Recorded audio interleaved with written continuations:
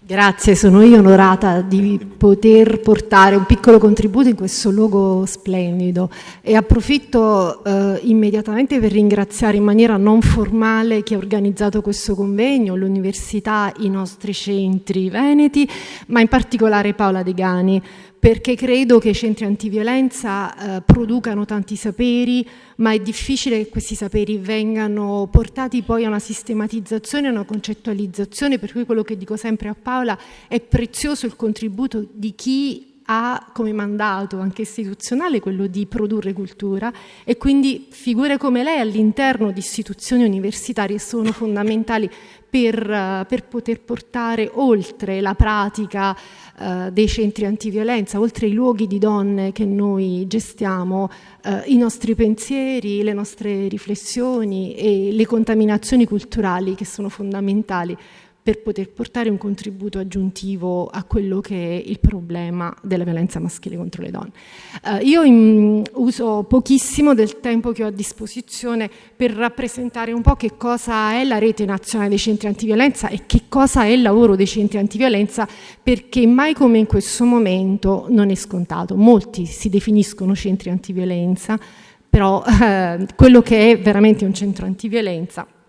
è qualcosa di storico e di differente dall'esperienza che spesso le reti istituzionali stanno facendo del lavoro di prevenzione e contrasto della violenza maschile. La nostra Rete Dire è un'associazione nazionale a carattere nazionale la nostra caratteristica principale è che i nostri centri non sono istituzionali e sono gestiti da associazioni di donne. All'interno dei nostri centri si affronta il tema della violenza maschile con l'ottica della differenza di genere, e questo non è scontato, e quindi collocando le radici di tale violenza nella storica ma ancora attuale disparità di potere tra uomini e donne nei diversi ambiti del sociale. Quindi diciamo innanzitutto che la nostra non è un'ottica neutra e proprio per questo non può essere un'ottica istituzionale. Quelli che sono i nostri numeri, vado avanti velocissima, noi siamo 80 organizzazioni di donne in 18 regioni, presenti in 18 regioni, che gestiscono un centinaio di centri antiviolenza e 55 case rifugio, case di fuga o case di accoglienza per donne maltrattate. Ogni regione ha una propria denominazione in relazione a quello che è il nomenclatore regionale. Ogni anno seguiamo all'incirca 22.000-24.000 donne, il 27% delle quali sono donne straniere, e questo è un dato sul quale va fatta una grande riflessione, e abbiamo 30 anni di esperienza. Rispetto a quello che diceva Paola, mi sento di sottolineare questo dato. Il nostro impegno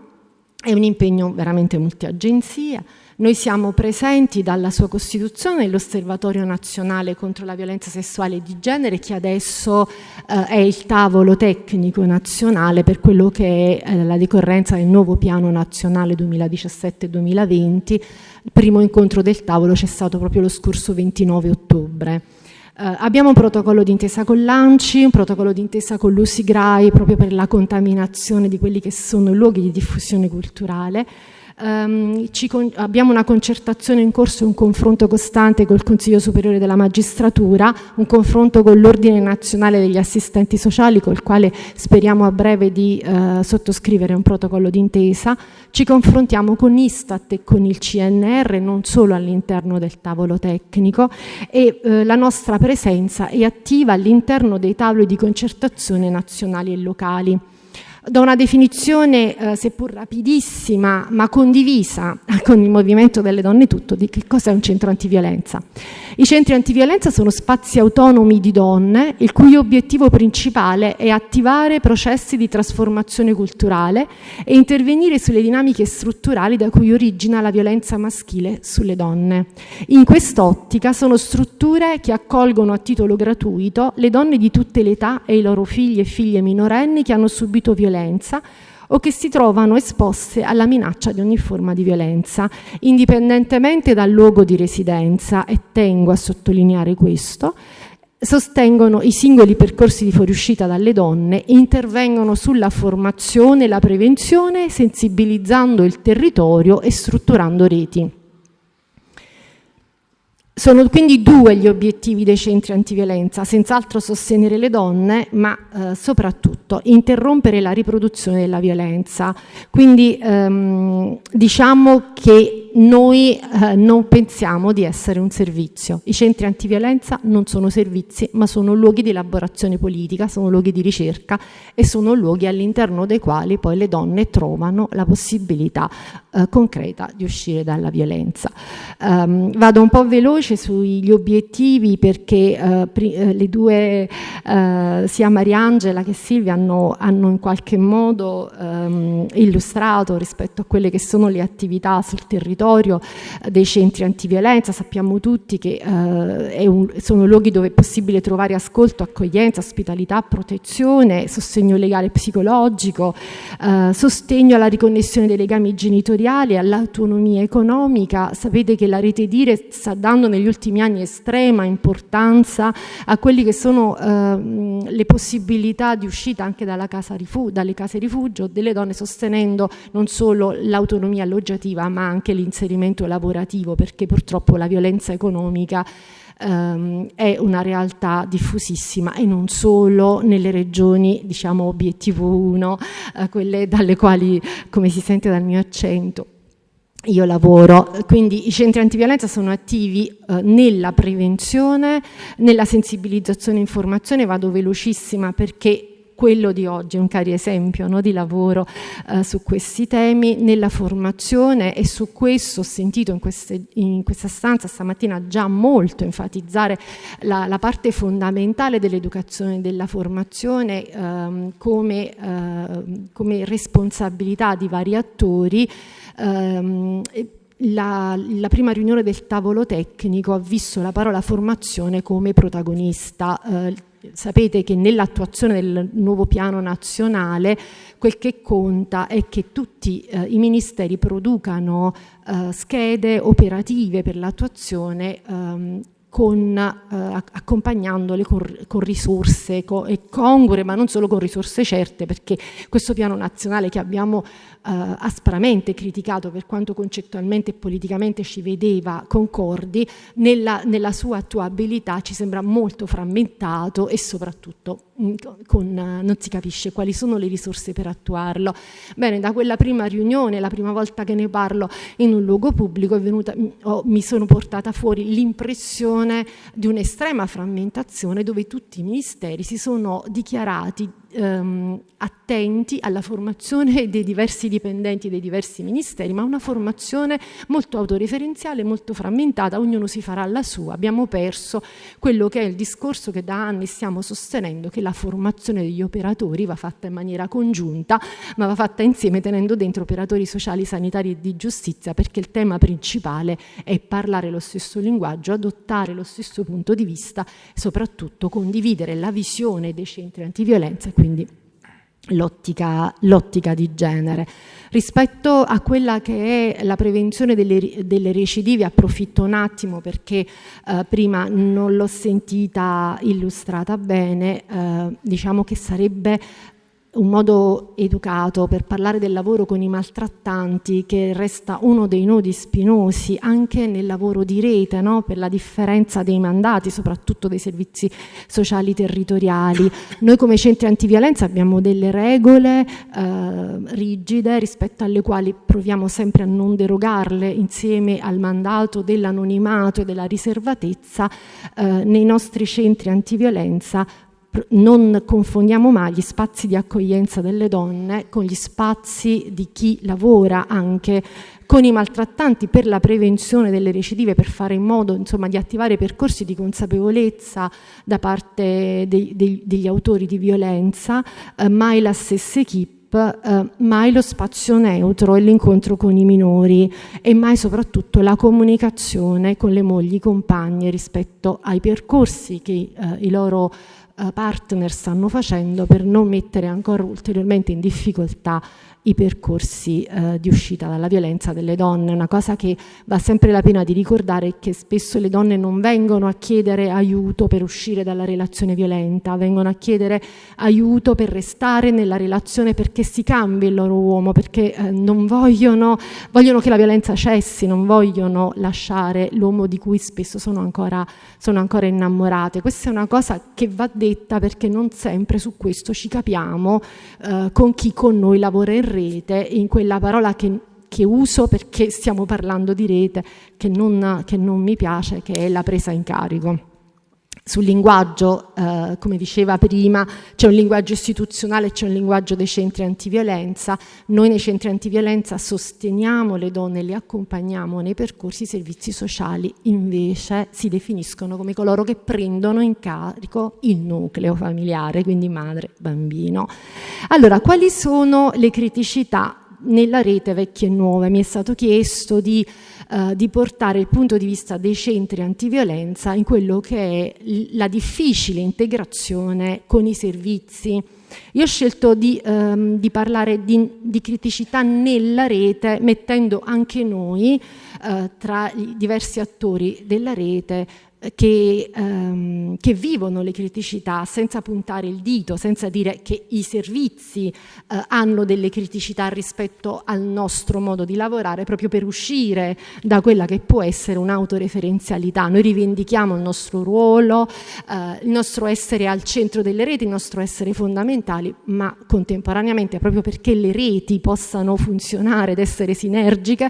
per superare la frammentazione, ci riteniamo uno degli attori con la possibilità di assumere anche quella che è un punto di vista mediato. Allora, sono diversi nodi problematici connessi alla rete con i servizi. Io mi soffermo soprattutto con i servizi sociali, relativi alle differenti visioni del problema, ai diversi mandati e alle diverse prefigurazioni operative, al permanere di un contesto che, seppure disomogeneo a livello nazionale, presenta ovunque risorse scarse e comunque sottodimensionate rispetto ai bisogni. È chiaro che se parliamo del comune di Milano, di Torino, di Padova, non so neanche bene quanto, come dotazione di operatori sociali, di assistenti sociali incardinati nel sistema pubblico, parliamo di un sistema di welfare abbastanza diverso da quello a cui io sono abituata. Insomma, ho cominciato a lavorare nel 2002 nella prima applicazione della 328, non solo in Campania ma nelle diverse regioni del sud che avevano adottato come area di consulente il Formez, e vi assicuro che il rapporto abitanti-assistente sociale era sperequato in una maniera esagerata. Dicevo, nel 2000 arriva, come sappiamo tutti, la nuova legge quadro, dopo più di un centinaio di anni di assenza, la 328, che, come sapete tutti, non ha ancora definito i LIVEAS. Non abbiamo livelli essenziali minimi di assistenza sociale unici a livello nazionale. Ci possiamo dire che per quanto i LEA siano definiti restano 1000 criticità, ma perlomeno il sanitario si è dato un sistema minimo di servizi. Questo per il sociale non è mai avvenuto e significa tantissimo. Quindi ci troviamo in uno scenario in un paese dove non è assolutamente equiparabile la situazione delle 20 regioni e dove comunque il welfare continua a restare un lusso. Domani a Napoli c'è la manifestazione nazionale. Il welfare non è un lusso per tutti gli operatori sociali, per tutti coloro che lavorano nelle professioni del sociale, per rivendicare ancora una volta la scarsa attenzione del Paese rispetto a quello che è invece per noi una grande priorità. Quindi il sociale da sempre un paradigma debole non solo nell'integrazione con il sanitario, e negli ultimi anni ha smarrito il senso delle sue parole d'ordine principali: la prevenzione, l'inclusione, la promozione dell'autonomia nel rispetto delle soggettività, il contrasto delle disuguaglianze, la tutela dei diritti di tutti e tutte, in particolare dei soggetti svantaggiati, lasciati indietro da un sistema socio-economico iniquo. Non c'è tempo, non è luogo per parlare di quanto in questo momento, in questo Paese, l'ultimo dei pensieri di chi ci governa è l'attenzione ai diritti degli ultimi. Anzi, mi sembra che sui diritti degli ultimi dimenticati si stia costruendo il rinforzo dei penultimi, no? Però su questo mi sembra che abbiamo, spero, tutti le idee abbastanza chiare e quindi sull'emergenza che stiamo vivendo e su quanto il quadro di criticità nella relazione tra chi lavora nel privato e chi lavora nel pubblico sia fondamentale. Però al di là delle contingenze di questa particolare fase storica, vorrei prendere in considerazione quelli che sono i nodi principali della difficoltà di lavorare in rete, prioritariamente la difficoltà nel riconoscimento della violenza, non solo nel cogliere precocemente gli indicatori, ma nel connetterli a una dimensione diffusa e collettiva. Chiunque lavora da qualche anno nell'accoglienza delle donne vittime di violenza, delle donne che incontrano la violenza, sa quanto è difficile che l'assistente sociale del comune che ha incontrato quella donna, casomai anni prima, casomai per richieste diverse, ha fatto difficoltà a leggere dietro la domanda che quella donna portava al comune in maniera anche confusa, era in realtà una domanda che nascondeva una vita di violenza cronicizzata. La difficoltà nel credere alle donne è nel rispondere in maniera efficace per evitare la cronicizzazione e per mettere in tutela donne e minori. La difficoltà a rivedere modalità di lavoro rutinarie, ad ampliare flessibilmente l'ambito dell'accoglienza, a sospendere il giudizio, a non imporre percorsi precostituiti e non condivisi. Allora è chiaro che il nostro mandato di centri antiviolenza è rispettare comunque sempre la volontà della donna, sospendere il giudizio rispetto a quelle che sono le sue scelte, i suoi bisogni e il suo sentire. Un ascolto empatico non può essere un ascolto giudicante. Una donna che si sente dire perché non l'hai lasciato dopo tutto questo, perché non sei andata via, perché non hai protetto i tuoi figli, è una donna che non ci chiederà più aiuto, che andrà via. Quindi è fondamentale che cominciamo in qualche modo a capirci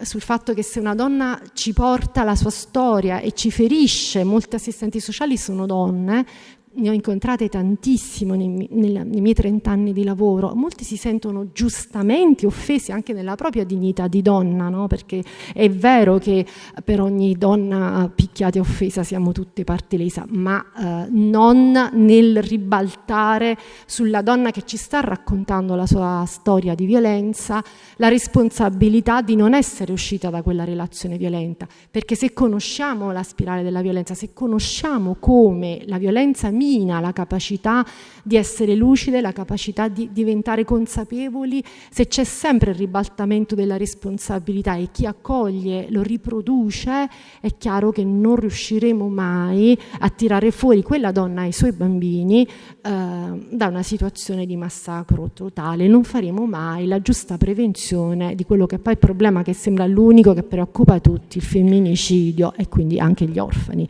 di femminicidio. E non solo, ma quello che non va mai fatto è imporre quello che si ritiene il percorso giusto. Non possiamo pensare che una donna che ci chiede aiuto debba per forza separarsi, per forza andare via di casa, per forza denunciare quell'uomo. Ogni donna ha i suoi tempi, ogni donna farà le sue scelte di vita e soprattutto considerando la rivittimizzazione che nei tribunali le donne vivono,